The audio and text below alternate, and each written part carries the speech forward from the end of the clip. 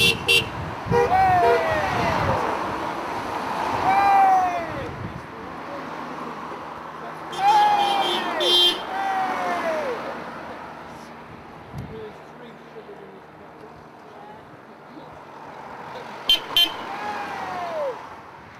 majority of the people who are out on this picket line or are out on strike today around the whole of the country, most of them have probably never been on strike before. It's completely alien, and it's an indication of the depth of feeling and frustration about how undervalued we are in the Coastguard service.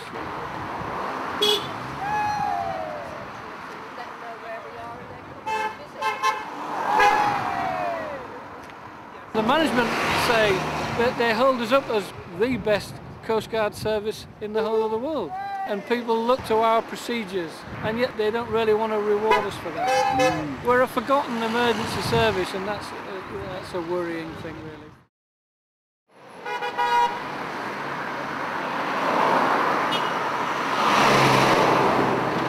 We're striking today because of the appalling low pay the Coastguards. The lowest grade is earning take home about £12,000 a year, just above the minimum wage, for doing a 4-hour shift system and saving lives at sea. In fact, they're having to adjust their pay as they go along because the minimum wage is rising. They're having to change it. The AAs here are on just slightly above that. They do all the support for the technical admin and all the functions, taking in calls from the public, supporting the surveyors when they go out surveying ships. The approach of the MCA, cutting back on frontline services and increasing upper level management, who I might add have had a very comfortable pay rise of around 10% for senior managers in the senior civil service, is atrocious.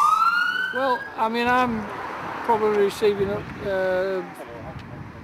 13.5. I've been up since half 4 this 13, and that's basic pay. Obviously, we get a Coastguard watch allowance. I don't want to deny that, but I mean, that's an allowance on top because we work 24 hours a day, you know, for shift working and things like that. Ministers have made it clear that the only way we're going to affect this situation is to threaten search and rescue services, which is a terrible position to put our members in.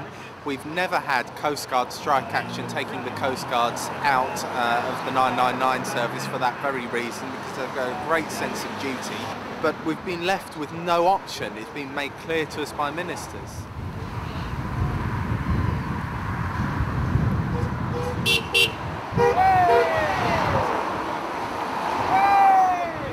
We've also got a dual purpose with Prospect here of job cuts within the agency as well.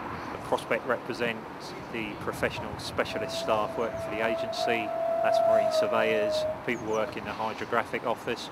We also represent a lot of administrative staff. There's 50 jobs going here from the MCA headquarters. Allied to that, there's another 25 jobs that are going as part of a restructuring of the agency. But in neither of those operations are we really seeing a diminishing of the workload. There's 345 people that work here in Spring Place, and 145 people have been put at risk of redundancy. Our members also have the same concerns on pay as our PCS colleagues. They've had pay rises of 2% or less over the past 2 years and have effectively taken a pay cut in real terms. Our job involves the survey and certification of UK flagged vessels, and we also inspect foreign vessels coming into UK waters to ensure they meet the required standards. Obviously we don't need to go too far back into the past, and we look at recent disasters such as the Prestige and the Napoli, which happened last year off the coast of Devon. For years we have explained to other flag states that they need to keep their services up, they need to make sure their seafarers are safe. We've been criticising what we call flags of convenience, where they're simply there as an administrative function and don't really monitor the safety of their ships properly. Now, at the International Maritime Organisation, the other countries are now saying, look at Britain, we're becoming a flag of convenience. Some are even saying we now are a flag of convenience. It's embarrassing for us and it's embarrassing for the country.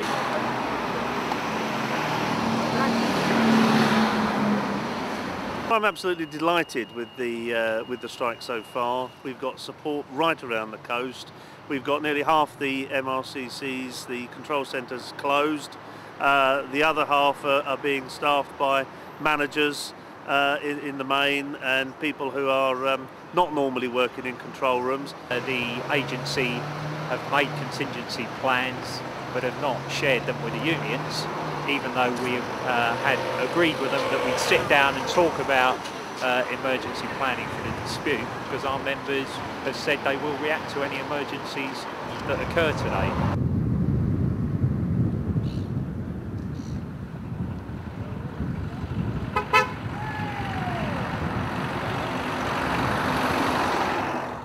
If we have a real incident, what would happen was our centre manager would be informed, and then he would inform the duty watch manager who's here on the picket line at the moment, who would then get the staff into the ops room and deal with it. I mean, if we heard about it straight away, then we would be in there within 2 minutes and working on the equipment. And that's why you got people in uniform on the picket line. Of course.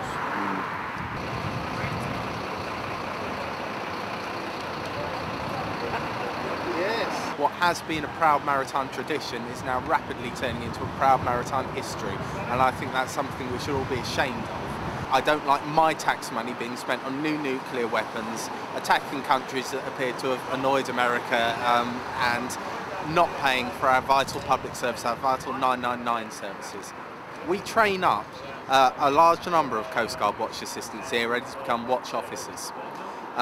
Unfortunately, we don't pay them enough salary, so they join here, they get the training, they then leave for the other 999 services such as the police and the ambulance, where they get paid a proper salary. It takes 12 months to train our Coastguard watch assistants, all that time, all that money, and people can't afford to stay. That's the problem. We're not asking for correction to get to the same salaries of other emergency services straight away. We understand that that's impractical. What we want is to see it moving in the right direction. What we're getting is pay cuts, real terms pay cuts. What we're getting is cuts in staff and resources. Not on our watch. Not on our watch.